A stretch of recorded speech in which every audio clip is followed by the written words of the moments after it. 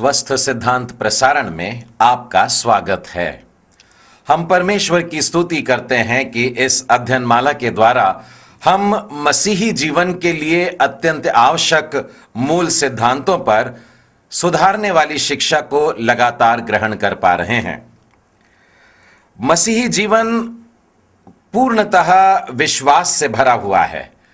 जब हमारा मसीह में जन्म होता है, जब हमने सुसमाचार को सुना, उस पर विश्वास किया और प्रभु के राज्य में हमारा जन्म हुआ, इसके बाद हम विश्वास में ही उन्नति करते हैं, विश्वास में ही हम बढ़ते हैं। परमेश्वर की शुद्ध करने वाली वो सामर्थ हमें लगातार प्रतिदिन के जीवन में उठाए रखती है। हम विश्वास की दौड़ दौड़ने लगते हैं, हम विश्वास की कुश्ती लड़ने लगते हैं और इस दौड़ को हम बड़े धीरज से अंत तक पूरा भी करते हैं और अंत में विश्वास में सो जाते हैं। मसीही जीवन लगातार विश्वास में ही है, विश्वास में लिप्त है, विश्वास में डूबा है।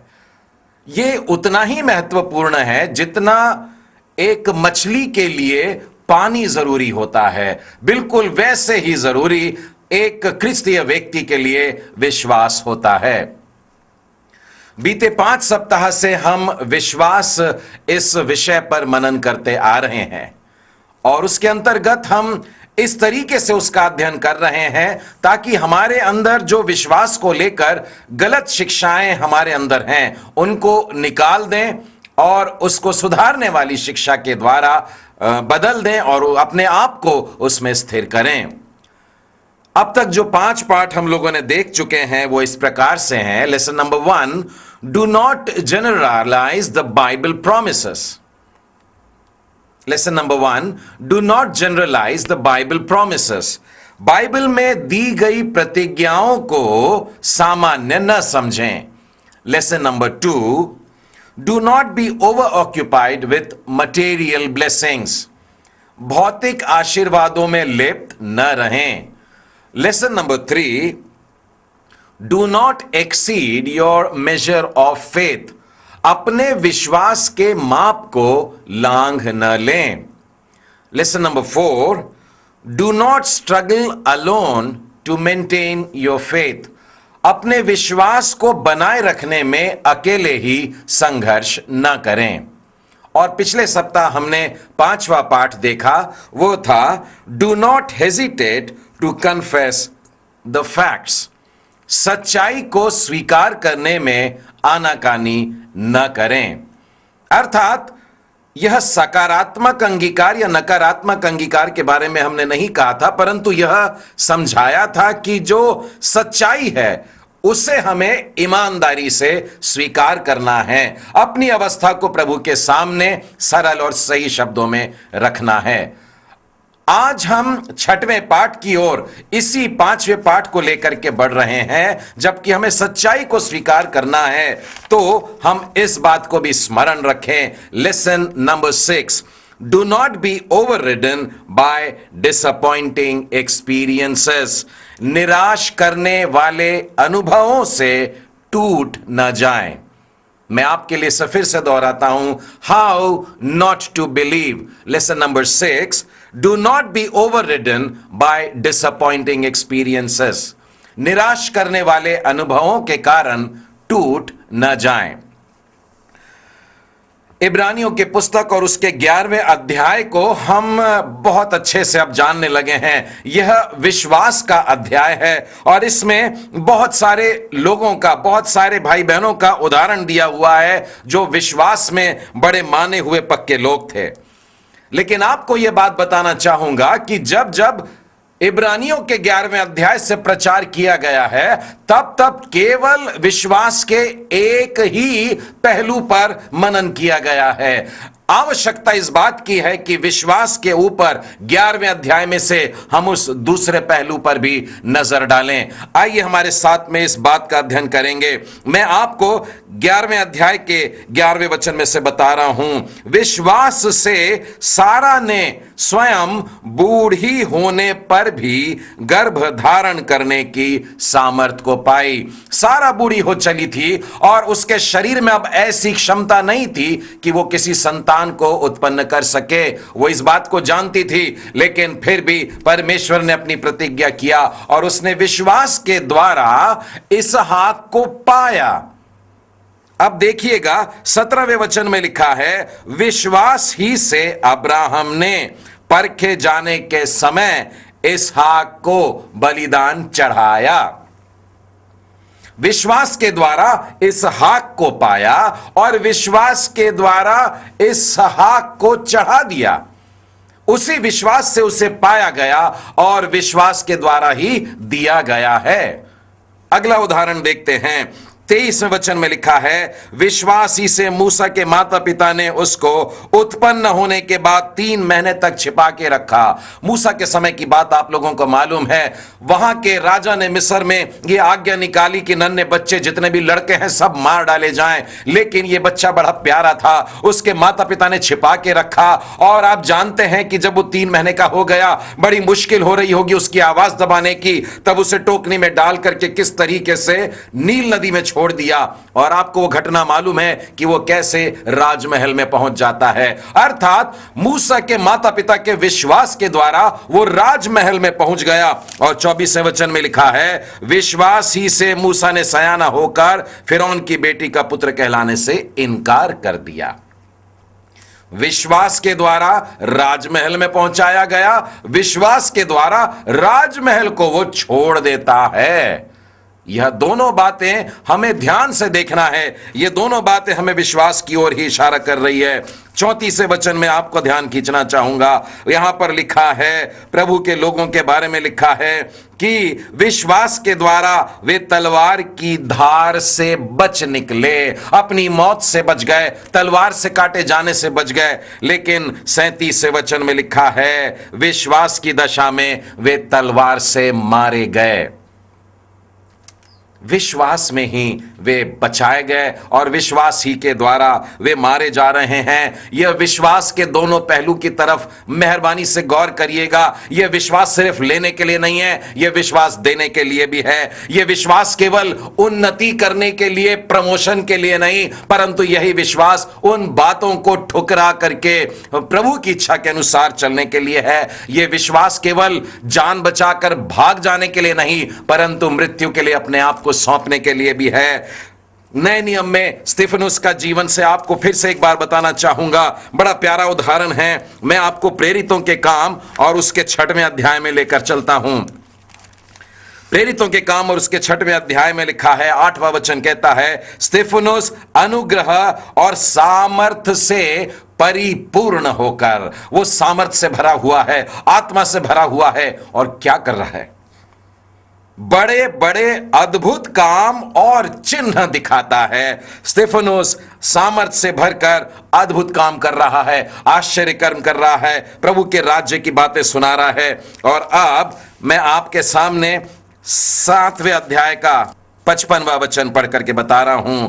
पवित्र आत्मा से परिपूर्ण होकर स्तिफनुस ने स्वर्ग की ओर देखा और परमेश्वर की महिमा को और यीशु को परमेश्वर के दाहिनी ओर खड़ा देखा। 6वें अध्याय में भी स्तिफनुस को आत्मा से परिपूर्ण देख रहे हैं, 7वें अध्याय में भी उसे आत्मा से परिपूर्ण देख रहे हैं। लेकिन 6वें अध्याय में वो एक आश्चर्य कर्म कर रहा है, लोगों को चंगाइयां दे रहा है, परमेश्वर के राज्य की रहस्यों को लोगों को खुल करके बता रहा है। लेकिन 7वें अध्याय में आज भी आत्मा से परिपूर्ण होने के बावजूद भी लिखा है, लोग स्तिफनुस पर पथरवा करते रहे और वो यह कह करके प्रार्थना करता रहा, हे प्रभु यीशु मेरी आत्मा को ग्रहण कर। यहां पर उसने अपनी सामर्थ का उपयोग नहीं करा, यहां पर उसने अपना कोई आश्चर्य कर्म नहीं किया, वहां लोगों के ऊपर पत्थर वहां नहीं करवा दिया, वहां आग नहीं बरसा दिया, परंतु अपने आप को परमेश्वर के हाथों में सौंप दिया, अपना प्राण और अपना आत्मा उसके हाथ में सौंप दिया। यह विश्वास का दूसरा पहलू है मेरे मित्रों।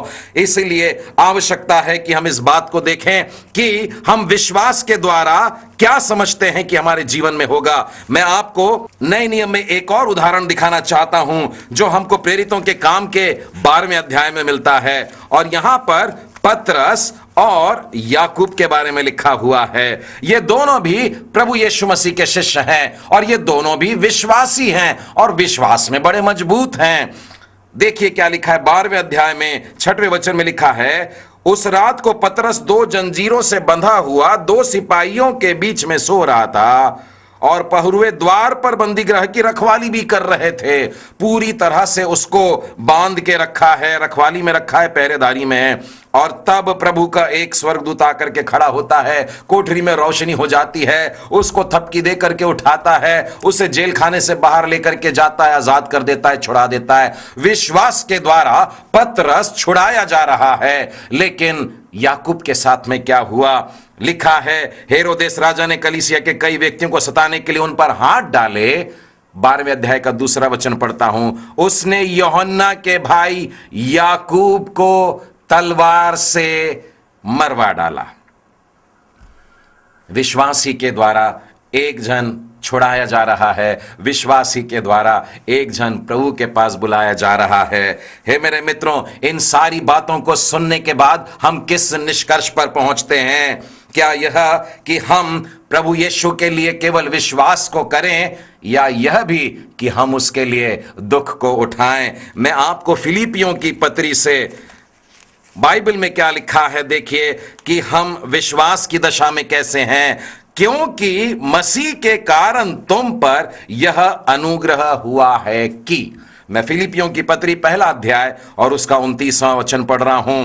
मसीह के कारण तुम पर यह अनुग्रह हुआ कि न केवल उस पर विश्वास करो, पर उसके लिए दुख भी उठाओ। विश्वास करने के साथ साथ हमको मसीह के लिए दुख उठाना है, हमें दुख सहना है। 30वें वचन में लिखा है, और तुम्हें वैसा ही परिश्रम करना है जैसा तुमने मुझे करते देखा है और अब भी सुनते हो, मैं वैसा ही करता हूं। पौलुस प्रेरित या फिलिपियों की पत्री में अपने दुख के बारे में भी लिख रहे हैं। ऐसा नहीं है कि पौलुस प्रेरित बड़ी आराम की जिंदगी काटते हैं, परंतु वो लिखते हैं कि मैं भी क्लेशों से गुजरता हूं। तुम इस बात को जानते हो, तुम भी इस बात को जानो कि तुम्हारे ऊपर भी इसी प्रकार के संकट आएंगे। तुम्हें भी परिश्रम करना है, तुमने मुझे करते हुए देखा है, अब तुम्हारी भी पारी है, तुम्हें भी इसी प्रकार से इन बातों को करना है। यह सब सुन करके ऐसा लगता है कि ख्रिस्ती लोगों को केवल विश्वासी लोग ऐसे कहने के साथ साथ यह भी कहना चाहिए कि ख्रिस्ती लोग वो हैं जो दुख उठाने वाले लोग होते हैं, जो कष्ट सहने वाले लोग होते हैं। जिस प्रकार से पौलुस कह रहा है, आज हम में से प्रत्येक विश्वासी को विश्वास की दशा के साथ साथ दुख उठाने के लिए भी परमेश्वर ने आवाज दिया है। उन लोगों के लिए भी कुछ कहना चाहता हूं जो सेवकाई में लगे हुए हैं, आप प्रभु की सेवा में लगे हैं। आपके जीवन में भी कुछ ऐसी घटनाएं होती हैं जो आपको निराश कर देती हैं। आप बहुत समय से प्रचार कर रहे हैं और कोई फल नहीं आ पा रहा है, बहुत समय से प्रार्थना कर रहे हैं और उसका उत्तर आपको नजर नहीं आ रहा है। आपने प्रभु यीशु के जीवन को देखने की जरूरत है। क्या आप जानते हैं कि प्रभु यीशु मसीह के साथ भी ऐसा ही कुछ हुआ है? उनकी सेवकाई भी कहीं कहीं इसी प्रकार से कमी में पाई गई है। सुसमाचार में से एक उदाहरण दिखाना चाहता हूं। मरकुस रचित सुसमाचार में चलिए और उसके 6वें अध्याय में, और वहां पर हम देखते हैं कि प्रभु यीशु नासरत नगर में आए हैं। कुछ समय पहले वो दूसरे नगर में थे, अभी अभी वो गिरासानियों के प्रदेश में जाकर के एक दुष्टात्मा ग्रसित को अच्छा करके आए हैं। उसके बाद में जब आ रहे थे तो याईर की बेटी थी, वो मर चुकी थी, उसकी खबर मिली। फिर उसके बाद में एक महिला मिली जिससे 12 बरस से लहू बहने की बीमारी थी, उसको चंगाई दिया, बच्ची को जिंदा किया। और उसके बाद इसी सामर्थ में भर करके प्रभु यीशु अपने गांव में आते हैं, अपने नासरत में आते हैं, अपना बचपना जहां बिताया वहां पर आते हैं। लेकिन वहां आने के बाद एक बड़ी दुख की बात होती है, वहां पर वो सामर्थ के ज्यादा काम नहीं कर पा रहे हैं। वहां पर लोगों में एक बड़ा कठोरपन पाया गया है। लिखा है 5वें वचन में, वह नासरत में कोई सामर्थ का काम नहीं कर सका, केवल थोड़े से बीमारों पर हाथ रखकर उन्हें चंगा किया। बहुत से आश्चर्य कर्म वहां पर नहीं कर सका। और कारण क्या था मेरे मित्रों? 6वें वचन में लिखा है, और प्रभु यीशु को उनके अविश्वास पर आश्चर्य हुआ और वह चारों ओर के गांवों में उपदेश करता फिरा। नासरत के लोगों ने उससे ग्रहण नहीं किया, उसके गांव ने उससे ग्रहण नहीं किया, उसके परिवार ने उससे ग्रहण नहीं किया। आसपास के गांवों में चला गया और वहां जाकर के वह प्रभु के काम करने लगा है। मेरे मित्रों, जब आप प्रचार करने के लिए अलग अलग क्षेत्रों में चले जाते हो, आप भी इस प्रकार से प्रयत्न करते हो। प्रभु यीशु ख्रिस्त की तरफ देखिए, उन्होंने भी अपने जीवन में इस प्रकार के बातों को सहा है। लोगों ने उसे ग्रहण नहीं किया, उस पर विश्वास नहीं किया, और देने चाहते थे जो चंगाई, उसको भी उन्होंने न चाहा। प्रभु यीशु ने आप ही कहा है कि 4 प्रकार की भूमि होती है, और उन 4 प्रकार की भूमियों में से केवल एक ही भूमि है जो वास्तव में फलवंत होती है। मार्ग के किनारे वाले नहीं होते, और वो जो पथरीली भूमि पर है वो फल नहीं लाते, और जो कटीली झाड़ी में है वो भी फल नहीं ला सकते। लेकिन एक चुना हुआ भाग है, 1/4 भाग है यूं कहिए, जहां पर वास्तव में फल आते हैं। और इसीलिए बिना हिम्मत हारे अपने विश्वास में कायम रह करके मेहनत करते जाना है और सेवा में आगे बढ़ जाना है। हमें हिम्मत नहीं हारना है, हम विश्वास की दशा में ही रह करके हिम्मत रखते हुए आगे बढ़ते जाएं। इसी वचन को मैं आपके लिए 2 कुरिन्थी और उसके 4 अध्याय में से कुछ पढ़कर बताता हूं। पहले वचन में लिखा है, इसीलिए जब हम पर ऐसी दया हुई कि हमें यह सेवा मिली। हम जो इसके लायक न थे, लेकिन परमेश्वर ने यह अनुग्रह किया कि हम इस सेवा में आगे बढ़ सके हैं, तो इसीलिए हम अब हियाव नहीं छोड़ते हैं, हम हिम्मत नहीं छोड़ते हैं। आगे परिस्थितियां ऐसी दिखती हैं, आगे फल ऐसे दिखते हैं कि कुछ हो नहीं पाएगा, लेकिन फिर भी हम हिम्मत नहीं हारते हैं। और ऐसा क्यों है कि हम फल जल्दी नहीं पा रहे हैं? बाइबल बताती है, 4 वचन में आगे लिखा है कि संसार के ईश्वर ने लोगों की आंखों को अंधा कर दिया है। अब वे देख नहीं पा रहे हैं, वे उजाला नहीं देख पा रहे हैं, वे अंधेरे में अपना जीवन बिता रहे हैं। प्रभु यीशु का उजाला उन पर नहीं चमक पा रहा है, परंतु फिर भी हम हियाव नहीं छोड़ते, तो भी हम हिम्मत नहीं छोड़ते, हम आगे बढ़ते हैं, क्योंकि वो परमेश्वरी है जिसने कहा है कि अंधकार में ही ज्योति चमकती है। और इसीलिए हम उसके सुसमाचार को लेकर के चले जाते हैं, लोगों को सुनाते चले जाते हैं। मेरे मित्रों, कई बार ऐसा भी हुआ होगा आपके सामने कि आपने बीमारों के लिए प्रार्थना की और बहुत बड़ा समूह था, वहां प्रार्थना की। मान लीजिए 100 लोग हैं और उन 100 बीमार लोगों के लिए आपने प्रार्थना की, और अंत में अगर यह पाया कि एक भी व्यक्ति उनमें से स्वस्थ नहीं हुआ है, तो भी मैं कहना चाहता हूं कि निराश मत होइएगा। इसके बावजूद कि कोई स्वस्थ नहीं हुआ, हमारा परमेश्वर फिर भी चंगा करने वाला परमेश्वर है। वो यहोवा राफा है, वो परमेश्वर है जो चंगा करता है। आज हमारी प्रार्थना न सुनी गई है, लेकिन परमेश्वर के पास हमारे शब्द, हमारी विनती जो पहुंची, वो अपने समय के अनुसार इन बातों को करता है। परमेश्वर चाहता है कि हम अपने नजरों को, हम अपने ध्यान को इस संसार की छोटी छोटी आशीषों की ओर नहीं, परंतु स्वर्गीय आशीषों की ओर लगा करके रखें। प्रभु यीशु के समय से इन बातों को बताना चाहूंगा। लूका रचित सुसमाचार और उसके 10वें अध्याय में से 17वें वचन के पास में देखिए, 70 चेले लौट कर आ रहे हैं। कुछ समय पहले प्रभु यीशु ने इन 70 चेलों को भेजा था, अपनी सामर्थ्य से परिपूर्ण करके भेजा था। और जब वे जाते हैं, अलग अलग नगरों में जाते हैं, 2-2 करके जाते हैं, वहां प्रभु का कार्य करते हैं। और जब वहां से लौटते हैं, लिखा है वे 70 आनंद के साथ में लौटे और कहने लगे, हे प्रभु, तेरे नाम से दुष्ट आत्मा भी हमारे वश में हैं। वे बड़े आनंदित हैं, वे उछलते कूदते आ रहे हैं। और प्रभु ने कहा, ठीक है, मैंने भी देखा कि तुमने शैतान को अपने पांवों के तले कुचल दिया है, लेकिन इस बात पर खुश मत होना कि तुम्हारे वश में अब दुष्ट आत्माएं भी हैं, परंतु उससे भी बड़ी बात है, उससे भी स्थायी बात है, एक अटल बात है जिस पर तुमको आनंदित होना चाहिए। और लिखा है, तो भी इससे आनंदित मत हो कि दुष्ट आत्मा तुम्हारे वश में है, परंतु इससे आनंदित हो कि तुम्हारे नाम स्वर्ग में लिखे गए हैं। इस नाम से आनंदित हो कि तुम्हारे नाम स्वर्ग में लिखे गए हैं। सचमुच में जब परमेश्वर के साथ में हमारा मेल मिलाप होता है, ये एक ऐसा अद्भुत आनंद है जो कोई हमसे छीन नहीं सकता है। न ऊंचाई, न गहराई, न अंधेरा, न उजाला, न स्वर्गदूत, न प्रधानताएं, न कोई और सृजी हुई वस्तु इस संसार की हमें परमेश्वर के उस प्रेम से अलग कर सकती है जो प्रभु यीशु मसीह में है। इस बात पर हम लोगों को आनंद करना चाहिए। यह लगातार रहने वाली बात है मेरे मित्रों। हमारा जयवंत होना हमें अति उत्तेजित ना कर दे, और उसी के साथ साथ जब हम हार महसूस करते हैं तब वो हमको निराश न कर दे।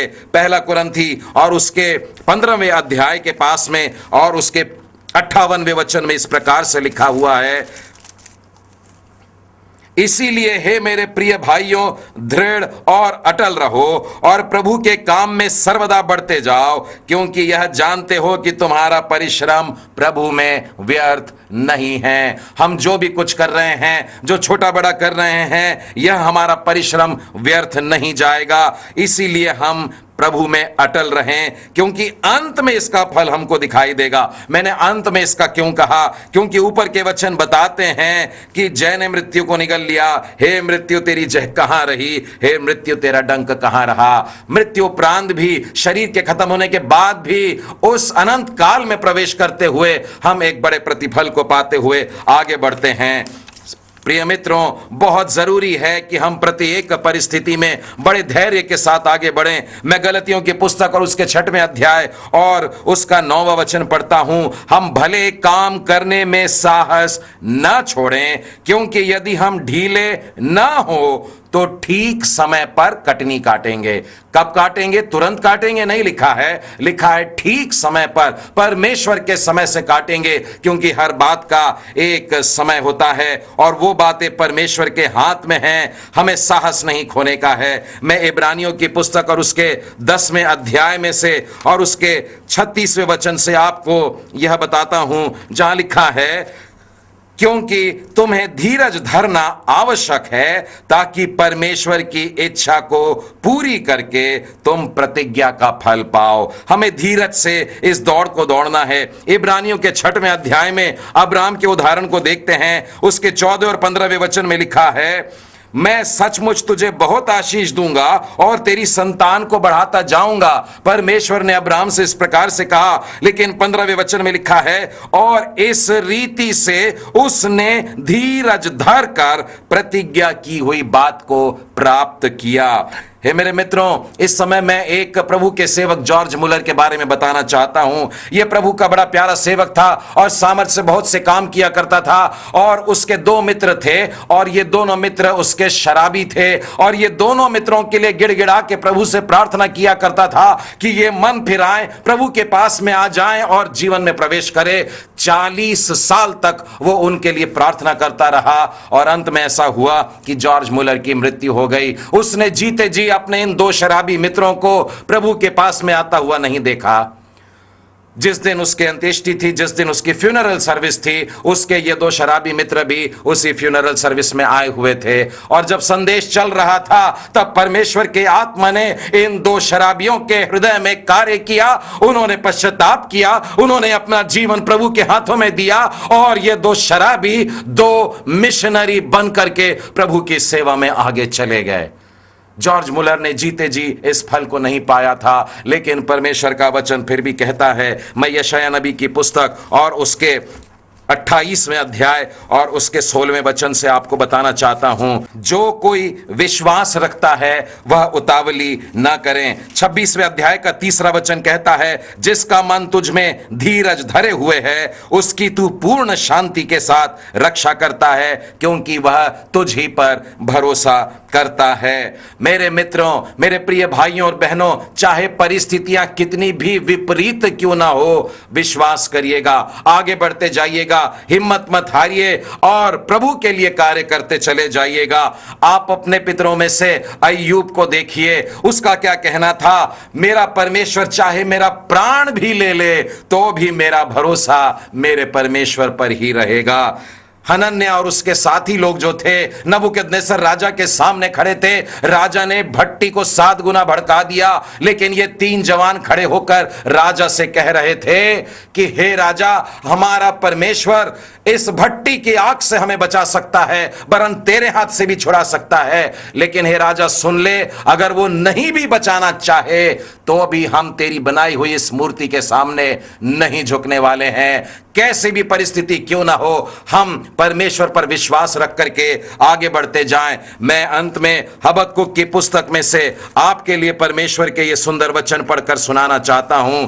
चाहे कितनी भी कठिनाइयां क्यों ना आए, हबक्कुक की पुस्तक और उसके आखिरी अध्याय के 17वें वचन में, चाहे अंजीर के वृक्षों में फूल न लगे और न दाखलताओं में फल लगे, जलपाई के वृक्ष से केवल धोखा पाया जाए और खेतों में अन्न न उपजे, भेड़शालाओं में भेड़ बकरियां न रहे और न थानों में गाय बैल हो, तो भी मैं यहोवा के कारण आनंदित और मगन रहूंगा। लगातार परमेश्वर के लिए ही मेरा जीवन रहेगा, चाहे कितनी भी विपरीत परिस्थितियां क्यों ना हो। How not to believe, do not be overridden by disappointing experiences. निराश करने वाले अनुभवों के कारण टूट न जाएं।